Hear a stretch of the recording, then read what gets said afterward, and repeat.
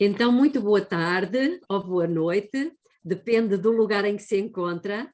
São todos muito bem-vindos e vamos continuar os nossos estudos do Grande Conflito.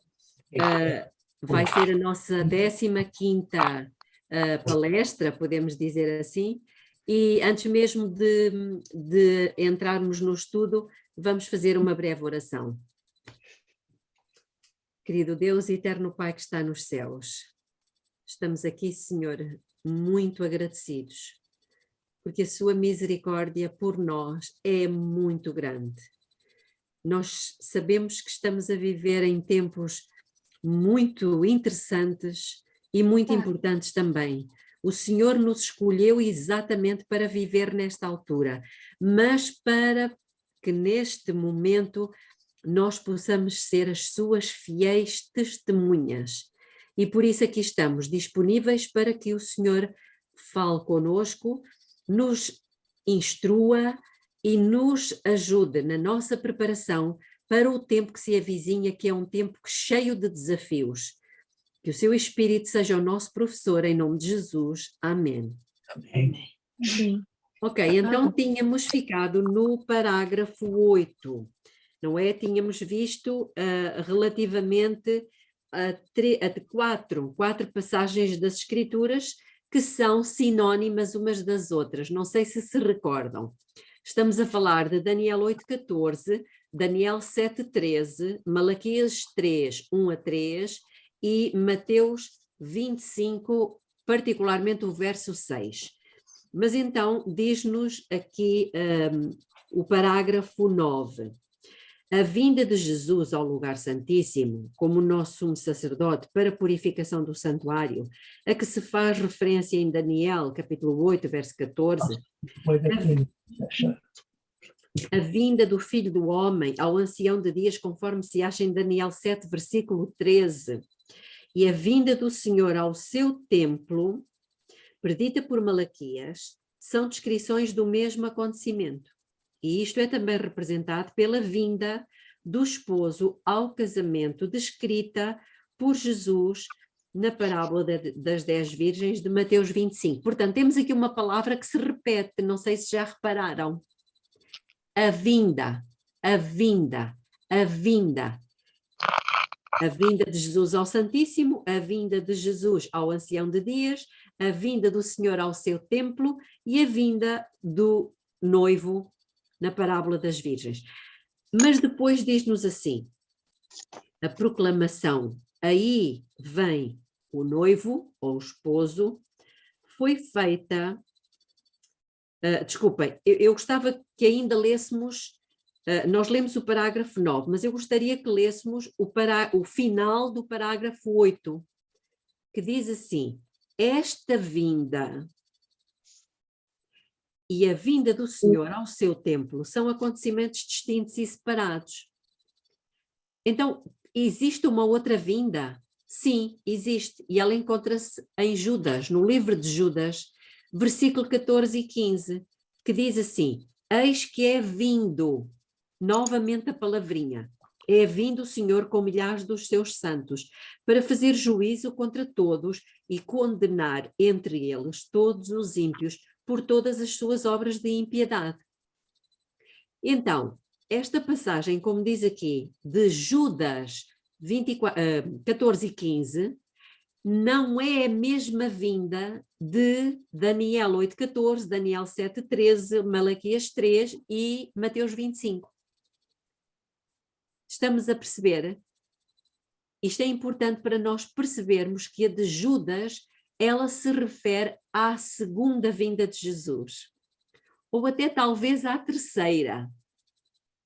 Mas estas vindas que nós vimos em Daniel 8, 7, Malaquias 3 e Mateus 25, elas se referem a um tempo antes de terminar a graça. E esta vinda, nestas 4 passagens, é de extrema importância. Porquê? Porque ela tem a ver com a última igreja. No Apocalipse temos 7 igrejas e ela tem a ver com a última igreja, ou seja, com o último período da igreja nesta terra. ou seja, com o período de Apocalipse 12, 17, que diz que o dragão irou-se contra a mulher. Mas foi fazer guerra a quem? Contra os santos. Ao remanescente da sua semente. Temos aqui três coisas. Temos a mulher, temos o descendente da mulher e temos o remanescente do descendente da mulher, que são coisas distintas. Então, a grande ira e o descarregar de toda engano, de todos os sinais, poder e milagres de Satanás, eles vão ser literalmente descarregados sobre, não é sobre a mulher, não é sobre o descendente da mulher, mas é sobre o remanescente da semente da mulher. Que literalmente eu creio que somos nós. Estamos a entender isto ou não? Belinha, eu fiquei com dúvida Confusa. agora, quando você estava falando sobre Judas, a diferença entre Judas e Malaquias 3, 1 a 3, e Daniel 8, 14, 25, 6 de Mateus. Sim, sim. Sim. Você pode explicar essa parte de novo? Nós vamos ler então em Judas, que diz: para estes também profetizou Enoque, o sétimo depois de Adão, dizendo: eis que vem o Senhor, temos aqui uma vinda do Senhor, com os seus milhares de santos para executar juízo. Ou seja, aqui estamos a falar de um juízo quê?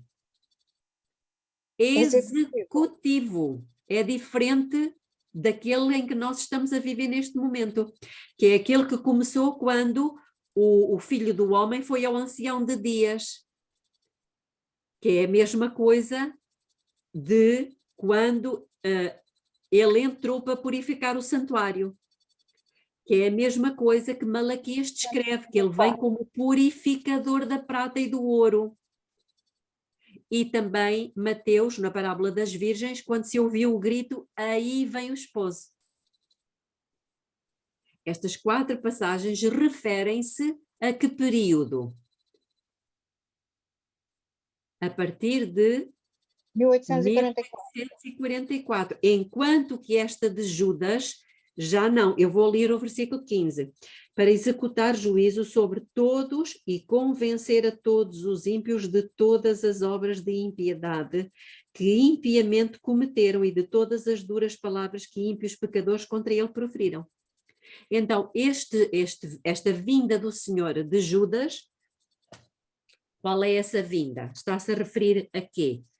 Ao início do juízo? Não, ao final. Ao final.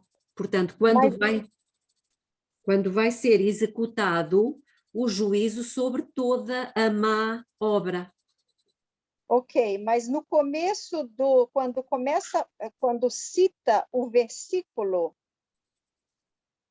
quando termina aí Malaquias 3:5, o texto de Judas se refere à mesma cena quando ele diz. Já percebi, já lá vamos, porque o grande conflito vai dar a explicação. Então, por isso é que Malaquias muitas vezes nos confunde, porque ele tanto fala do início do juízo investigativo, como fala do outro juízo que Judas também fala. Vamos ler então no grande conflito e vamos ver o que é que Ellen White diz. Eu agora vou ler no parágrafo 10. A proclamação "Aí vem o esposo" foi feita no verão de 1844. Desenvolveram-se então as duas classes representadas pelas virgens prudentes e as loucas.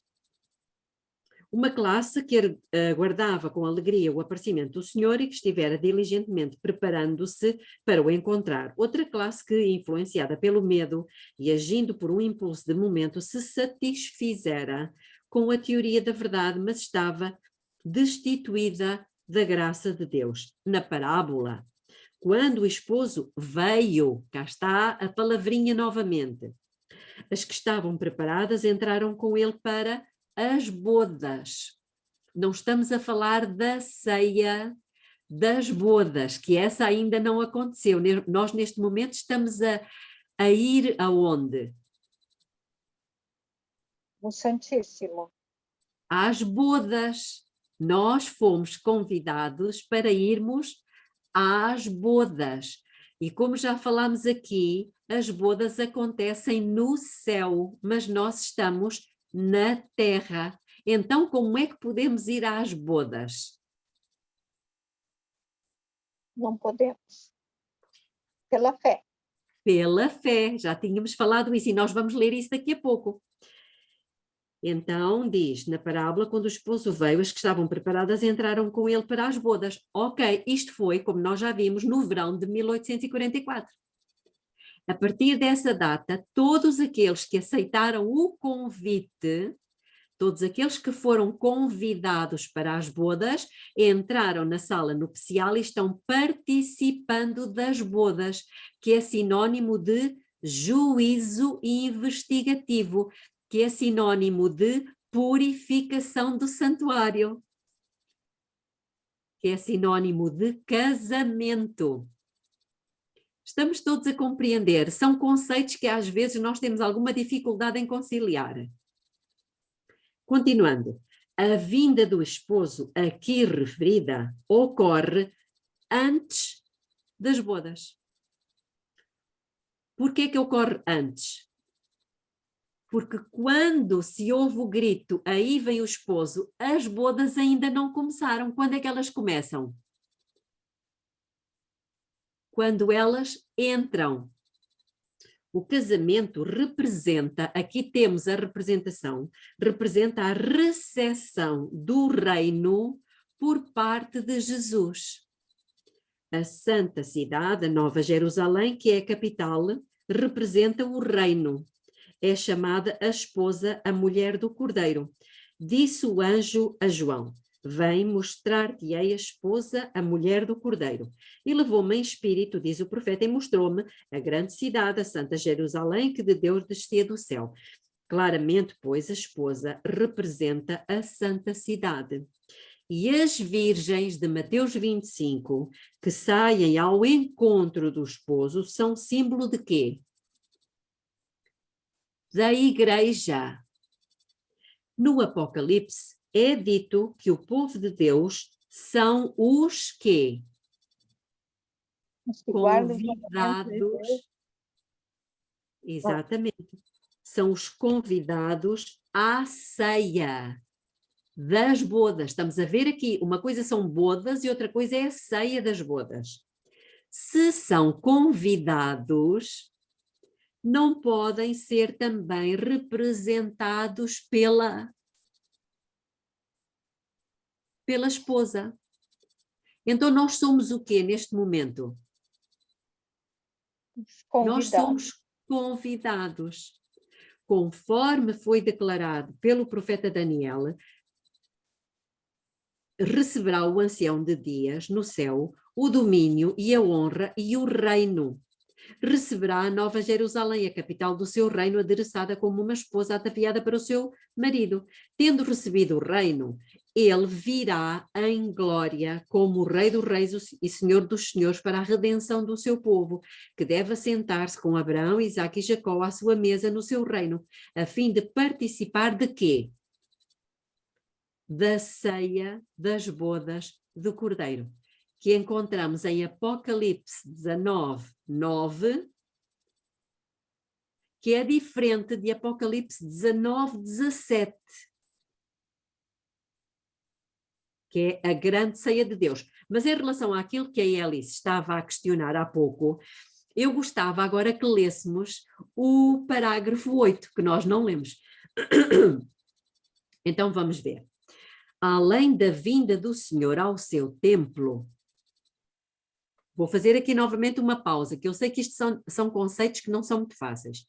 Além da vinda do Senhor ao seu templo, como fala Malaquias, como fala Daniel 8,14, como fala Daniel 7,13, Malaquias, lá está, também prediz o segundo advento.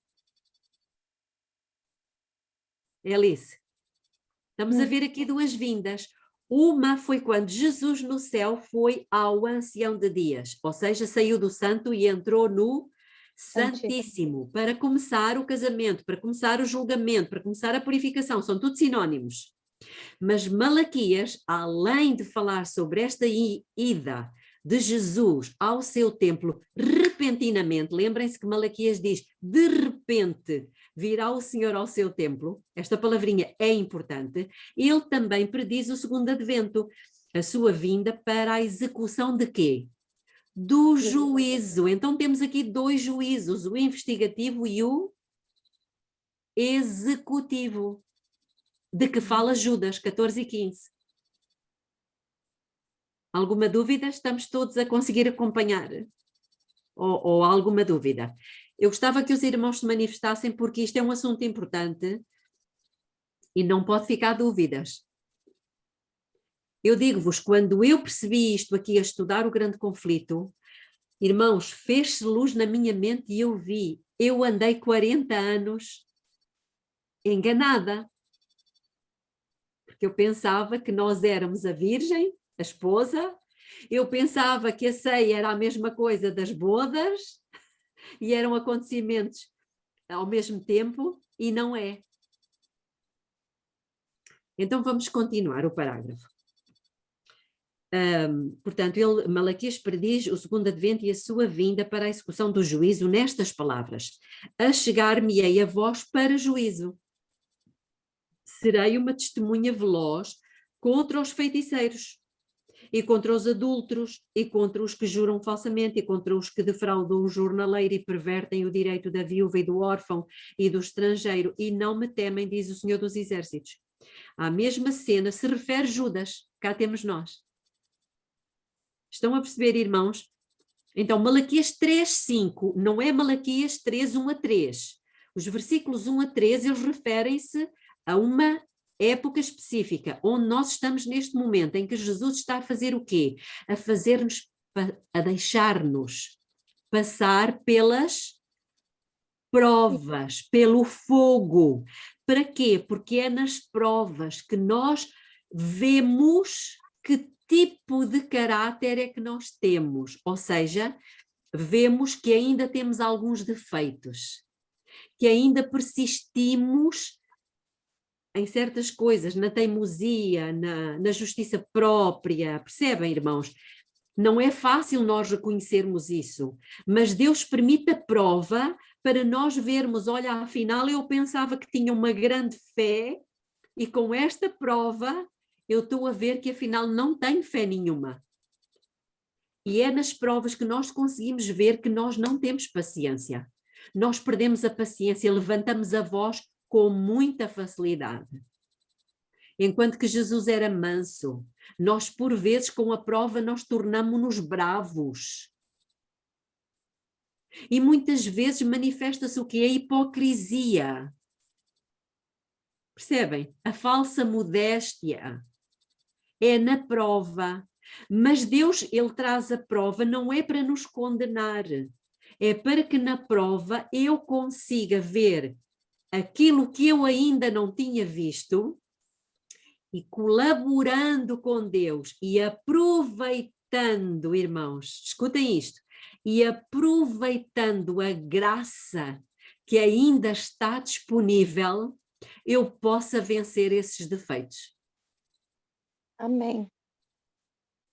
Este é o período que ainda estamos a viver, que é de Malaquias 3:1-3.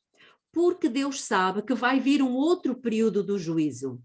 E esse, too late, como dizem os ingleses, demasiado tarde. Nessa altura o juízo executivo acabou.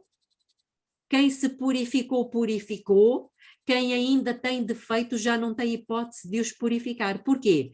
Porque a graça de Deus é o poder de Deus para vencermos todo e qualquer defeito de caráter.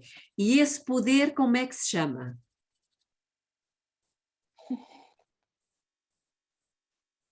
Chama-se como? Misericórdia. Chama-se Espírito Santo. Ah. chama-se Espírito Santo.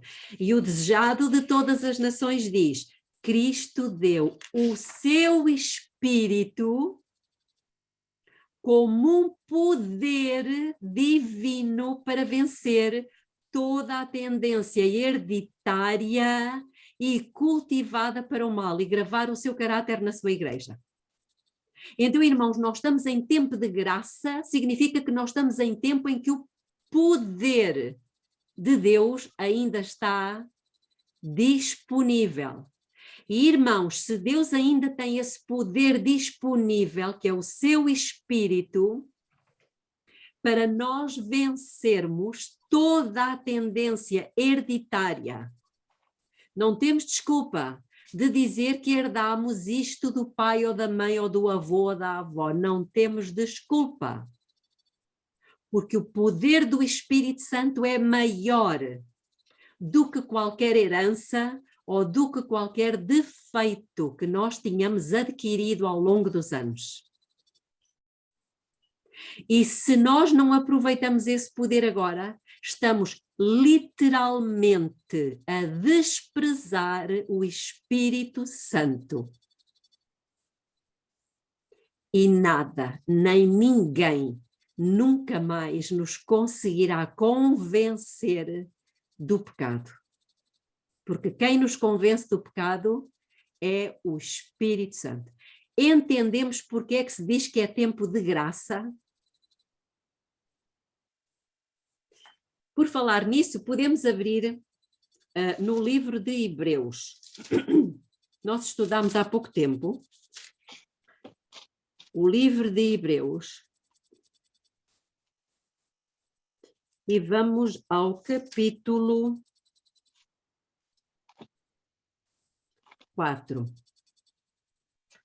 Capítulo 4, versículo 16, e diz assim, é para hoje isto.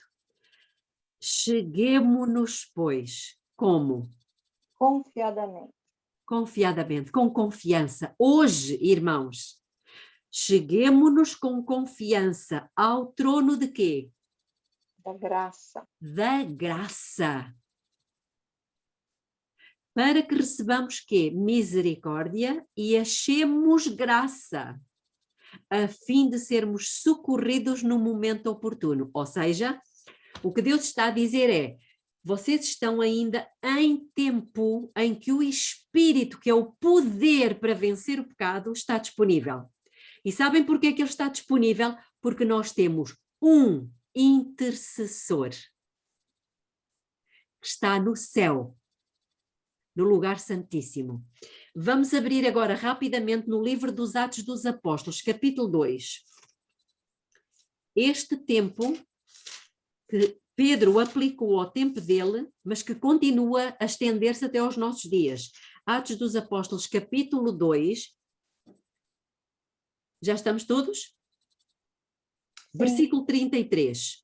Ele diz, de sorte que, está a falar de Jesus, exaltado pela destra de Deus. Quando é que Jesus foi exaltado pela destra de Deus? Quando ascendeu aos céus e iniciou a segunda fase do seu ministério como sacerdote. De sorte que, exaltado pela destra de Deus e tendo recebido do Pai o quê? A promessa do Espírito Santo.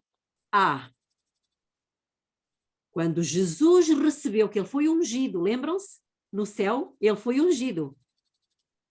E isto aconteceu num dia especial, de uma festa. Pentecostes. Irmãos, o Pentecostes, que nós dizemos que é descido do Espírito Santo, está certo. Mas a real significação desta festa nós não a dizíamos. Agora já sabemos. Foi a entronização de Jesus no céu e a unção que ele recebeu do Pai. Ele foi ungido com uma porção tão grande do Espírito Santo, ou seja, ele recebeu, como diz aqui, do Pai, a promessa do Espírito Santo e derramou sobre a terra. E ele continua a ser derramado desde o dia lá do Pentecostes, não é? Até quando? Até hoje. Portanto, irmãos, se nós não valorizamos isto, nós literalmente não temos o direito de entrar no céu. Portanto, cuidado, se nós não estamos a receber este poder, a clamar por ele, a desejá-lo. Para que é que eu quero o Espírito Santo? Nós agora vivemos numa época, graças a Deus, em que a igreja parece estar a começar a despertar, não é? E estão-se a formar grupos, não é? Clamando pela descida do Espírito Santo. Mas é importante nós percebermos isto. Para que é que nós estamos a pedir o Espírito Santo? Gostava de vos ouvir. Para quê?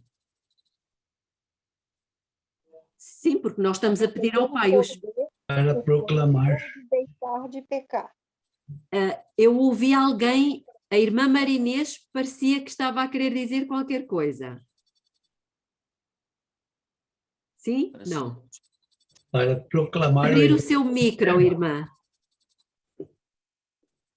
Para estarmos preparados Certo. para pregar a palavra e para ascender ao céu. E para receber Jesus. Ok. Mais alguma opinião? Para sermos testemunhar separados do pecado. vencer o pecado. Alice, não percebi? Poder para vencer o pecado. Exatamente. Na nossa vida. Exatamente. Neste Santificação. momento, irmãos, neste momento nós precisamos clamar pelo Espírito Santo para nos convencer aonde é que nós não estamos parecidos com Jesus. Porque digo-vos, é muito complicado uma igreja que está cheia de justiça própria ser convencida disso. Percebem? Então, primeira coisa, ele vai nos convencer do pecado. O irmão Adeni estava a dizer qualquer coisa. Não, era isso mesmo, era para nós vencermos o pecado e para sermos Exatamente. santificados. Exatamente, é exatamente isso. Ao nos convencer, ele dá-nos também o quê? O poder. O poder. E o mundo, irmãos, precisa de ver isto. Há uma música que não é nossa, mas que eu gosto particularmente, que diz: o mundo precisa saber a verdade. E sabem qual é a verdade? A verdade é que Deus é amor. Mas como é que o mundo vai ver que Deus é amor, que se sacrifica, que renuncia aos seus próprios interesses, ao seu próprio bem-estar, ao seu próprio conforto e tem em consideração o outro que está ao nosso lado, seja a mulher, seja o marido, seja o vizinho? Como é que o mundo vai ver este amor? Como? Só se estivermos cheios do Espírito. Exatamente. Através de nós, não é? Exatamente, através de nós. O mundo precisa disto, irmãos. E é disto que Deus está à espera. De pessoas que tenham o vaso limpo. E para nós termos, nós somos os vasos. Para nós estarmos limpos, precisamos que o Espírito Santo nos convença aonde é que nós temos o lixo e as teias de aranha. É ou não? Então, primeiríssima função do Espírito Santo é convencer-nos disto. Segundo, dar-nos o poder para vencer isto. E quando isso acontecer, quando Deus tiver um grupo de pessoas suficientemente significativo para isto, Ele vai dizer: ok, os vasos já estão limpos, prontos, voltados com a boca para cima, prontos para receber a chuva. Exatamente, para receber aquela grande chuva. Porque é a mesma coisa, o Espírito é o mesmo, o poder dele é que é diferente. Percebem?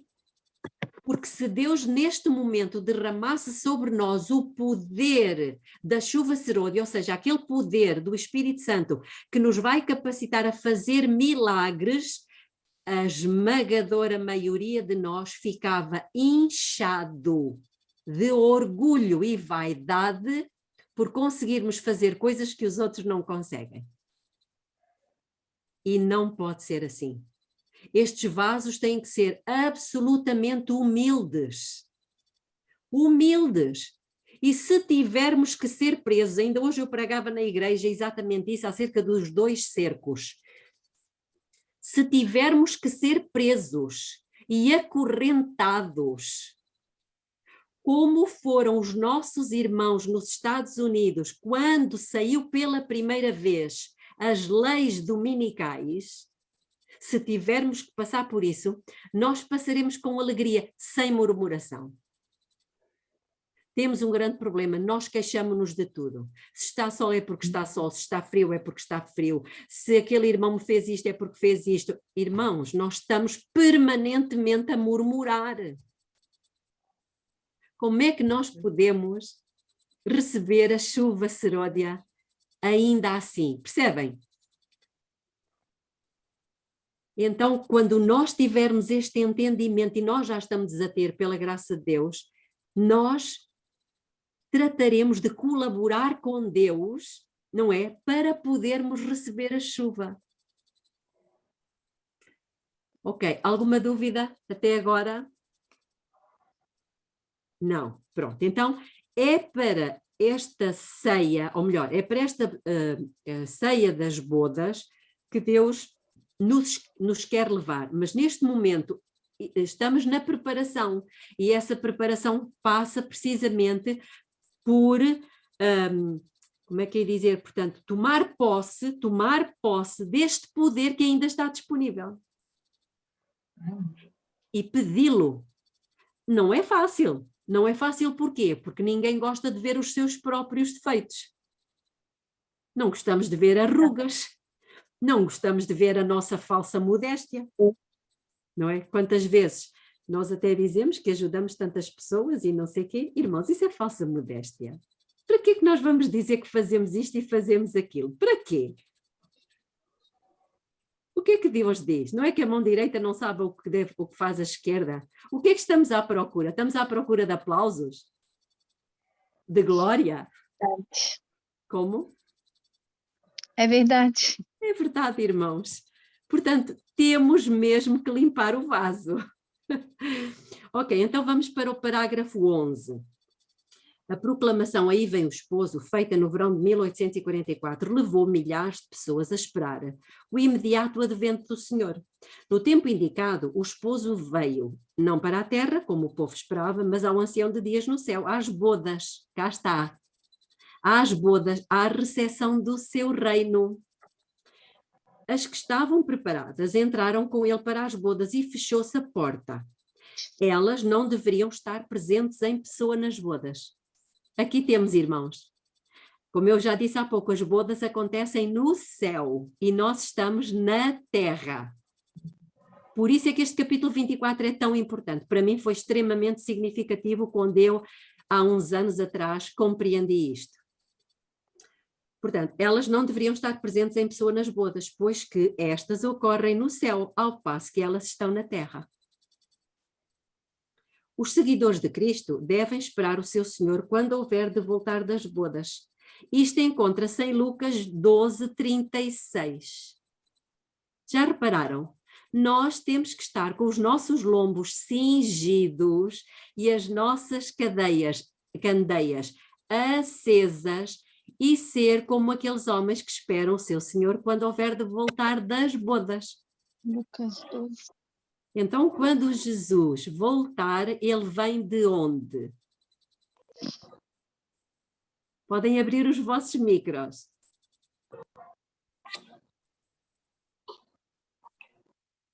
Da presença do Pai. Na presença do Pai, certo? Um sinônimo. Do céu. Do céu, certo? Mas de quê? De realizar o quê? Das bodas. As bodas, exatamente. Ele já se casou. Percebem? O casamento já aconteceu. Que é o mesmo... Desculpa, mas eu li isso aqui já várias vezes. Eu entendo, diz aqui que a noiva é a cidade santa, mas eu não compreendo por que que a noiva é a cidade santa. Ele recebe o reino, tudo bem. Mas por que que a gente sempre foi levado a acreditar que nós somos a noiva do Cordeiro? Ora bem, quando nós afirmamos isso, Alice, nós falamos, nós, igreja, não é que Sim. nós, igreja, somos a noiva do Cordeiro. Mas Apocalipse diz-nos claramente que é a Santa Cidade. Agora, quem é que vai entrar na Santa Cidade? É a igreja? Sim.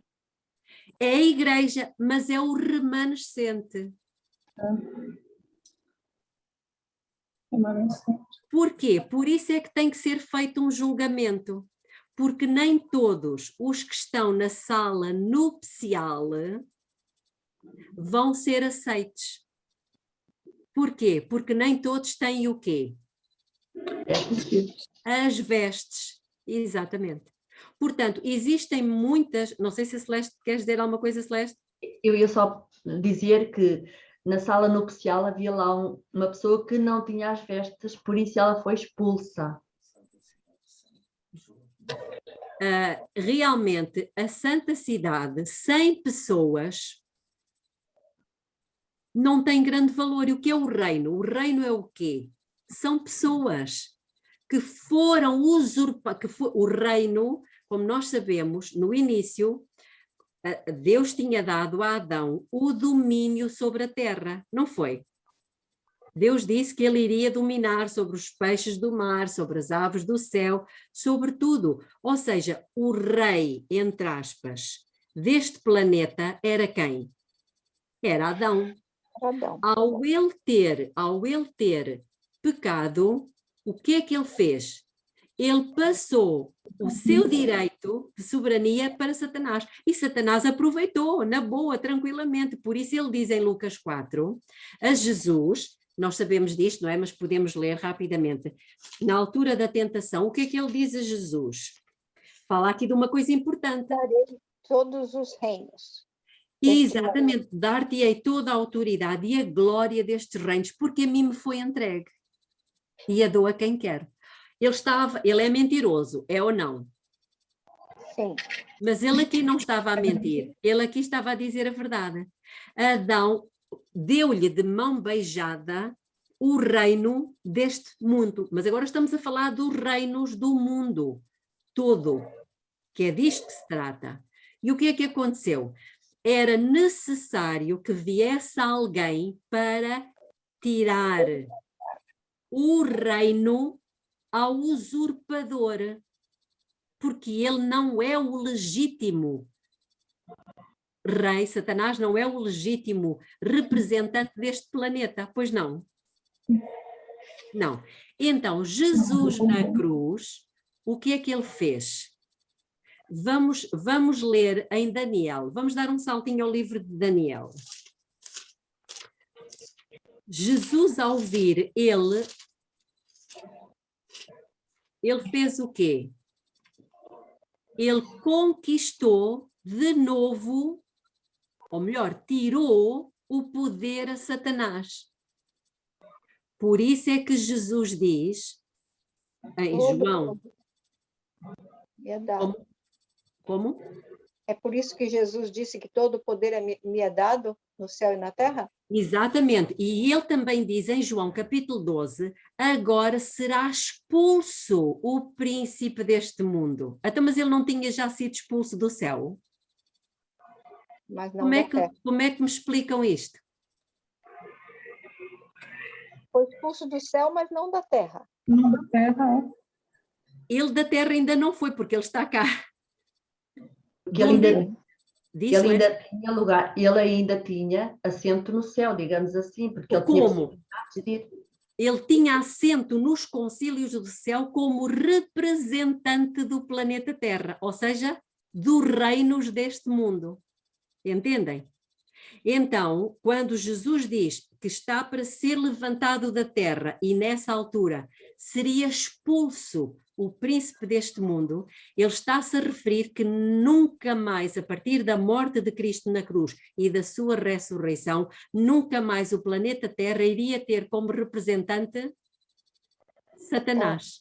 A partir dessa altura foi Cristo que tomou o reino de volta nas suas mãos. Estamos a perceber? Ana, já carregaste? Só que, Celeste, tens o micro aberto. Então vou-te pôr a ouvir, está bem? Até já.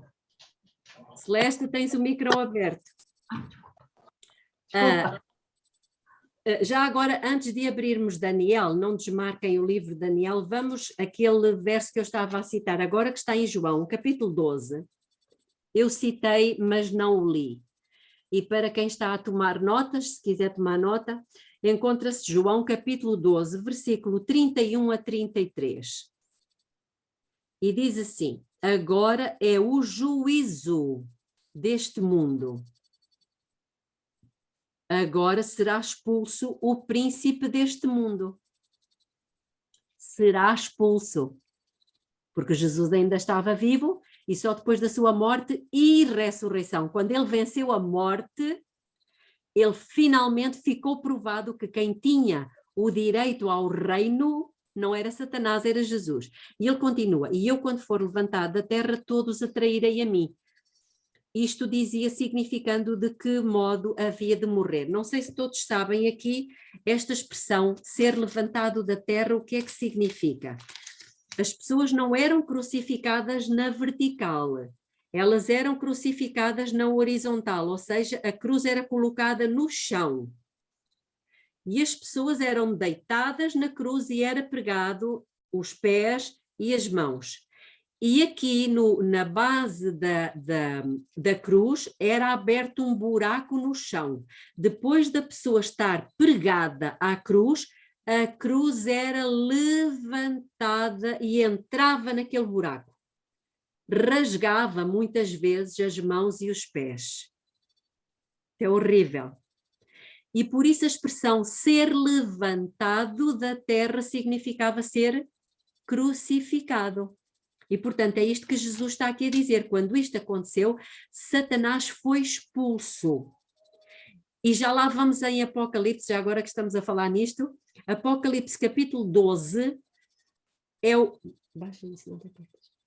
Apocalipse capítulo 12 é o capítulo da Bíblia que percorre o maior período da história da humanidade, podemos dizer, porque ele vai desde o céu, quando houve guerra no céu, quando Satanás foi expulso, e vai até onde? À última guerra que Satanás iria fazer contra os filhos de Deus.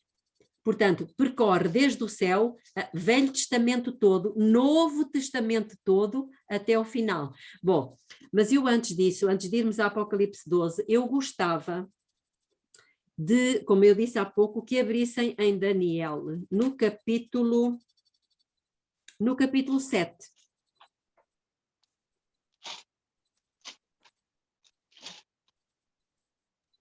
Daniel, capítulo 7. Estamos todos? Sim? Então vamos ler o versículo 26 e 27. Diz assim: mas o tribunal, cá está o julgamento, se assentará em juízo e lhe tirará o domínio. A quem? A Satanás. E lhe tirará o domínio para o destruir e para o desfazer até ao fim. E depois diz, escutem o que está aqui agora, o reino, olha aqui, o reino e o domínio e a grandeza dos reinos debaixo de todo o céu serão dados a quem? O povo dos santos do Altíssimo. Exatamente, que era o que teria acontecido se Adão não tivesse pecado. Estamos a compreender, irmãos? Bom, mas agora, como eu disse, vamos a Apocalipse capítulo 12 e nós vemos aqui as duas expulsões de Satanás, aquelas que falávamos há pouco. Eu sei que nós já conhecemos muito bem este capítulo. Eu, por exemplo, já conheço há muitos anos este capítulo, mas agora estou a ver coisas que ainda não tinha visto. Então, diz aqui no versículo 4, a sua cauda, está a falar do dragão, está a falar de Satanás, a sua cauda levava após si a terça parte das estrelas do céu e lançou-as sobre a terra. E o dragão parou diante da mulher que estava para dar à luz, para que, dando ela à luz, lhe devorasse o filho. Irmãos, houve aqui uma expulsão de Satanás no céu ou não? Sim. Eu pergunto, esta expulsão foi qual? Foi aquela que foi feita no céu quando os anjos maus saíram com ele? Ou foi a outra? Quando a terça parte dos anjos saíram. Foi a primeira, não temos qualquer dúvida.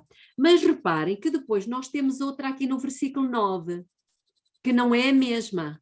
Diz assim: e foi precipitado, ou seja, lançado, o grande dragão, a antiga serpente, que se chama o diabo e Satanás, que engana todo o mundo, foi precipitado na terra. Olhem aqui a mesma expressão.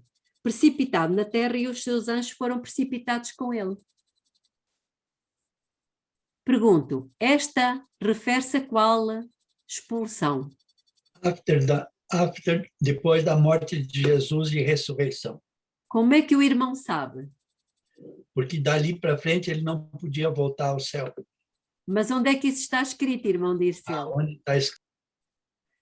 Aonde está escrito, eu terei que procurar. Nós precisamos de saber provar isto aos outros, não é verdade? É verdade. É verdade.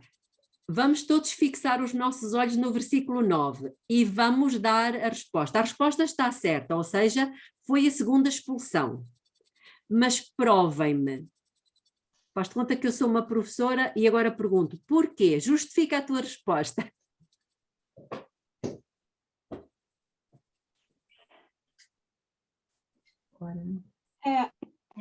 Porque saiu o dragão, a antiga serpente, pereré.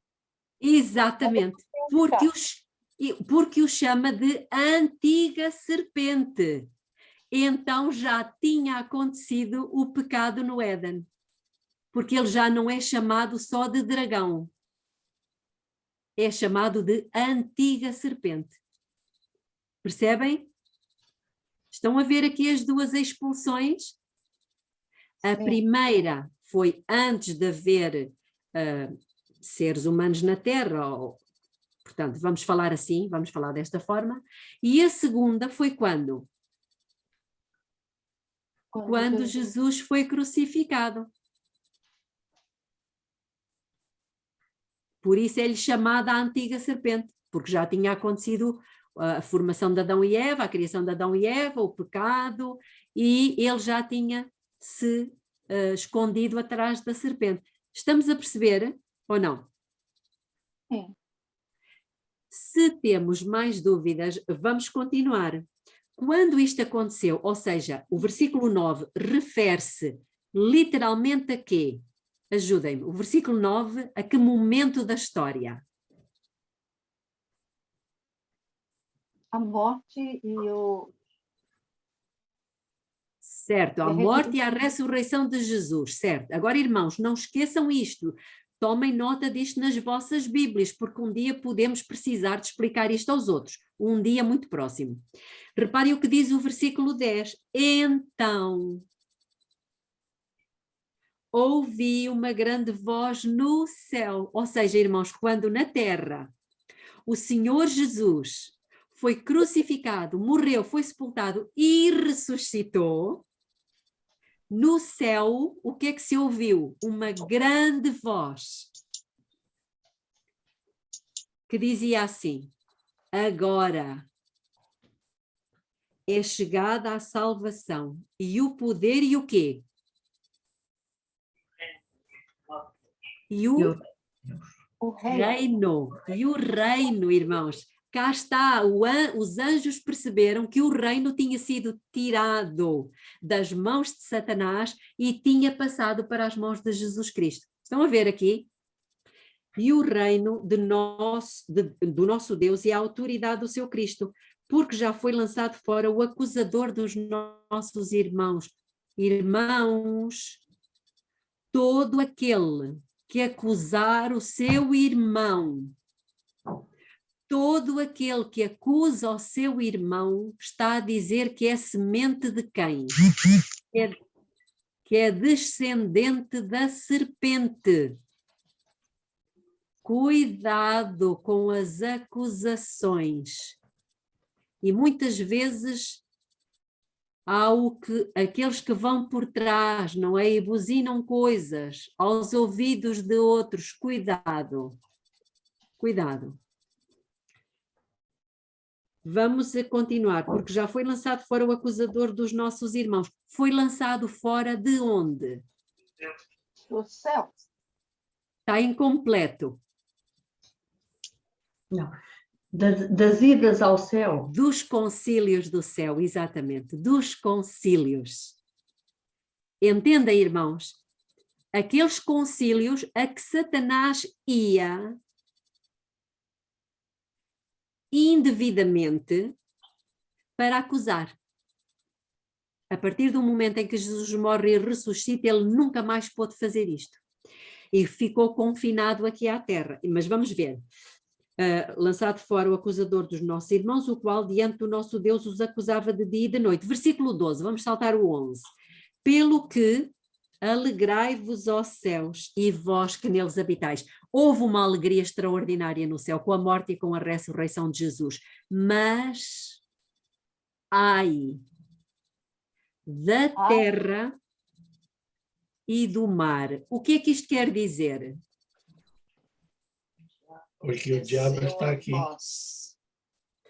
Também pode querer dizer o que está no capítulo 13, a terra e o mar. Lembrem-se que há uma besta que sobe da terra e há uma besta que sobe do mar. Entendem? Porque o diabo desceu a vós com grande ira, sabendo que pouco tempo lhe resta. Isto aconteceu quando? Depois de Jesus subir ao céu. Satanás vem com toda a ira. Não, com toda não, ainda não. Mas com muita ira. E ele persegue o povo de Deus, primeiro através de Roma pagã e depois através de Roma religiosa. Mas é sempre Roma, sempre Roma. Porquê? Porque é Satanás que está por trás. Agora, o grande poder, sinais e prodígios de mentira ainda estão para vir. E ele vai descarregar tudo isso em cima de nós. Daí que para um tempo como este, precisamos de uma preparação como nunca tivemos. Alguma dúvida? Não? Eu acho que vamos ficar por aqui. Não concluímos hoje o capítulo, mas não faz mal, nós também não temos pressa. Vamos ficar no parágrafo 12 do capítulo 24. E eu vou concluir com uma oração, está bem? Querido Deus, eterno Pai que está nos céus, obrigada, Senhor, porque nós precisamos mesmo desta luz. Luz essa que ainda não tinha sido compreendida por nós.